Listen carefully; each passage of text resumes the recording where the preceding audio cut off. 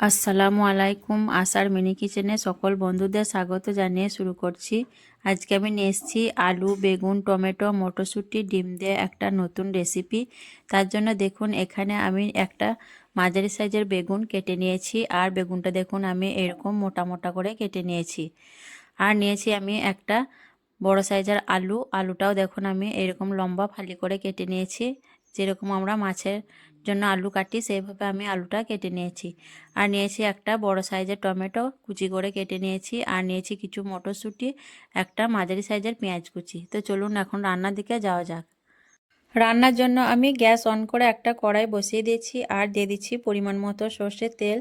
তেলটা বেশ ভালো করে গরম করানোর পর এখন আমি দিয়ে দিচ্ছি কেটে ধুয়ে রাখা আলু, আর দিয়ে দিচ্ছি পরিমাণ মতো নুন আর খুব অল্প পরিমাণের হলুদের গুঁড়ো দিয়ে আমি নেড়েচেড়ে আলু খুব ভালোভাবে লালচে করে ভেজে নেব।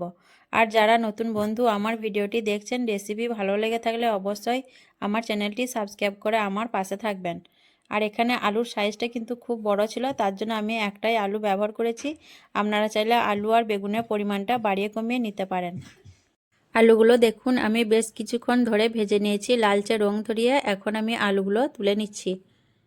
আলুগুলো ভেজে তুলে নেওয়ার পর আমি বেগুনগুলো দিয়ে দিলাম। দিয়ে বেগুনগুলো আমি দেখুন বেশ কিছুক্ষণ ধরে ভেজে নেব, উল্টো পাল্টা করে একটু গায়ে লাল রং ধরিয়ে।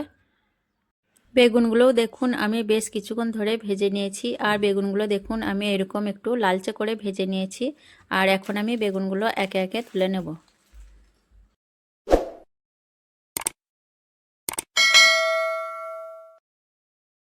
বেগুনগুলো ভেজে তুলে নেওয়ার পর আমি ওই তেলের মধ্যে দিয়ে দিলাম ছোট চামচে 1 চামচ গোটা কাঁচা জিরে ফোড়নের জন্য। দিয়ে আমি নেড়ে চেড়ে ফোড়নটা ভেজে নেব। আর এই তেলেই আমার রান্না হয়ে যাবে, তার জন্য আমি আর তেল দিলাম না। তারপর দিয়ে দিচ্ছি একটা মাঝারি সাইজের পেঁয়াজ কুচি। দিয়ে আমি নেড়ে চেড়ে পেঁয়াজটা কিছুক্ষণ ভেজে নেব। পেঁয়াজটা কিছুক্ষণ ভেজে নেওয়ার পর এখানে আমি দিয়ে দিচ্ছি একটা পেঁয়াজ আর দুটো কাঁচা লঙ্কা একসঙ্গে বেটে নিয়েছিলাম, সেটা দিয়ে দিলাম। আর 1 চামচের মতো আদা রসুন বাটা। তেমনি নেড়েচেড়ে খুব ভালোভাবে কষিয়ে নেব, যাতে কাঁচা আদা রসুনের গন্ধ এবং কাঁচা পেঁয়াজের গন্ধটা না থাকে। আদা রসুন খুব ভালোভাবে কষে নেওয়ার পর এখন আমি এখানে দিয়ে দিচ্ছি দেখুন খুব অল্প পরিমাণে নুন। আলু ভাজায় নুন ব্যবহার করেছিলাম, তার জন্য বুঝে দিতে হবে। খুব অল্প পরিমাণ হলুদের গুঁড়ো, অল্প পরিমাণ ধনে গুঁড়ো, জিরে গুঁড়ো, আর ঝালের জন্য লঙ্কা গুঁড়ো দিলাম অল্প। ঝালটা অবশ্যই নিজেদের পছন্দ অনুযায়ী দিবেন। আর কালারের জন্য দিয়ে দিলাম কাশ্মীরি লাল লঙ্কার গুঁড়ো। আর খুব অল্প পরিমাণ পানি, যাতে মশলা নিচে থেকে লেগে না যায়।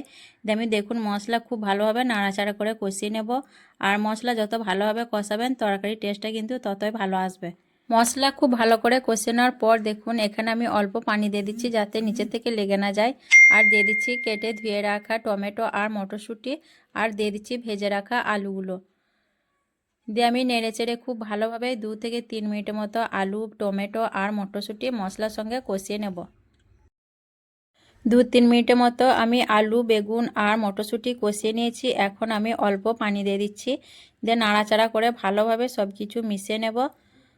নাড়াচাড়া করে ভালোভাবে মিশিয়ে নেওয়ার পর আমি এখন ঢাকনা ঢেকে দিয়ে মিডিয়াম ফ্লেমে 5 মিনিটের মতো হতে দেব। তাহলে খুব ভালোভাবে কষানোও হতে থাকবে আর আলুটাও কিছুটা সেদ্ধ হয়ে আসবে। এইদিকে আলুটা হতে থাক। এইদিকে বাটিতে আমি একটা ডিম ভেঙে নিয়েছি আর দিয়ে দিচ্ছি পরিমাণ মতো নুন। দিয়ে ডিমটা আমি খুব ভালোভাবে ফেটিয়ে নেব। এখানে আমি একটা ডিম ব্যবহার করেছি, আপনারা চাইলে বাড়িয়ে দিতে পারেন।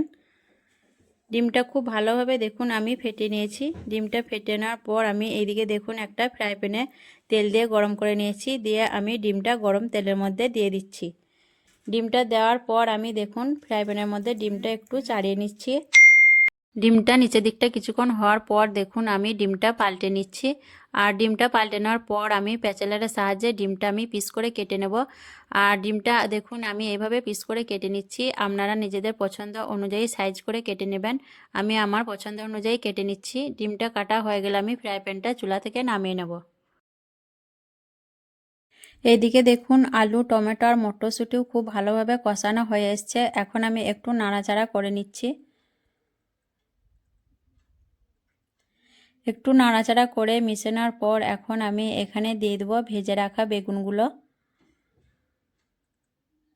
বেগুনগুলো দেওয়ার পর আমি আলতো হাতে একটু নাড়াচাড়া করে মিশিয়ে নেব। যাতে বেগুনগুলো ভেঙে না যায়। যেহেতু বেগুনগুলো ভাজা, খুব বেশি নাড়াচাড়া করা হয়ে গেলে কিন্তু গলে যেতে পারে। তার জন্য আমি আলতোভাবে বেগুনগুলো নাড়াচাড়া করে মিশিয়ে নেব। বেগুনগুলো নাড়াচাড়া করে মিশিয়ে নেওয়ার পর আমি এখানে দিয়ে দিচ্ছি দেখুন ফুটন্ত গরম পানি ঝোলের জন্য। আর আমি তরকারিটা একটু ঝোল করব, কারণ ভাতের সঙ্গে খাবো, তার জন্য আমি একটু ঝোলটা বেশি করেই দেব। তার জন্য আমি বেশ পরিমাণে পানি দিয়ে দিলাম। আর এখানে কিন্তু অবশ্যই ফুটন্ত গরম পানি দেবেন, তাহলে তরকারির টেস্টটা খুব ভালো আসবে। দিয়ে আমি নেড়েচেড়ে একটু মিশিয়ে নেব ভালোভাবে সব কিছু নেড়েচেড়ে মিশিয়ে নেওয়ার পর এখন আমি দিয়ে দিচ্ছি দেখুন ধনেপাতা কুচি, আর দিয়ে দিচ্ছি ভেজে রাখা ডিমগুলো। তারপর আমি নেড়েচেড়ে একটু মিশিয়ে নেব। নেড়েচেড়ে মিশিয়ে নেওয়ার পর আমি ঢাকনা ঢেকে দিয়ে 8 থেকে 10 মিনিটের মতো হতে দেব, যাতে সব কিছু খুব ভালোভাবে সেদ্ধ হয়ে যায়।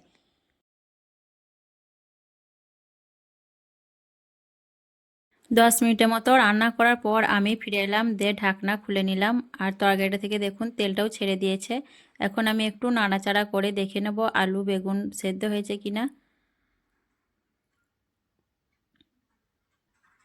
তো দেখুন আলু কিন্তু খুব ভালোভাবে সেদ্ধ হয়ে গেছে, বেগুনটাও কিন্তু খুব সুন্দরভাবে সেদ্ধ হয়ে গেছে, সব কিছুই খুব ভালোভাবে সেদ্ধ হয়ে গেছে। এখন আমি দিয়ে দিচ্ছি খুব অল্প পরিমাণ গরম মশলার গুঁড়ো, দিয়ে আমি নেড়ে চেড়ে ভালোভাবে মিশিয়ে নেব। আর গরম মশলার গুঁড়োটা হালকা দিলে ফ্লেভারটা খুব ভালো আসে। দিয়ে আমি নাড়াচাড়া করে মিশিয়ে নেব। আর এই রেসিপিটা কিন্তু রুটি দিয়েও খেতে পারবেন। রুটি দিয়ে খেলে সেক্ষেত্রে তরকারিটা কিন্তু আরও মাখো মাখো করতে হবে। আমি ভাত দিয়ে খাবো, তার জন্য ঝোল করেছি। দিয়ে আমি নাড়াচাড়া করে মিশিয়ে নেওয়ার পর আমি ঢাকনা ঢেকে দিয়ে গ্যাসের ফ্লেম বন্ধ করে দিয়ে 5 মিনিটের মতো রেখে দেবো। তারপর আপনাদের দেখিয়ে দেবো। 5 মিনিট রেখে দেওয়ার পর দেখুন কতটা লোভনীয় হয়েছে দেখতে তরকারিটা। আর গরম গরম ভাতের সাথে খেতে কিন্তু অসাধারণ লাগে। আপনারাও কিন্তু এভাবে বানিয়ে নিতে পারবেন। তো আজকে রেসিপি কেমন লেগেছে অবশ্যই কমেন্টে জানাবেন। ভালো লাগলে লাইক করবেন, শেয়ার করবেন, আর আমার চ্যানেলটি সাবস্ক্রাইব করে আমার পাশে থাকবেন। আসবো আবারও অন্য কোনো রেসিপি নিয়ে। সকলে ভালো থাকবেন, সুস্থ থাকবেন। আল্লাহ হাফেজ।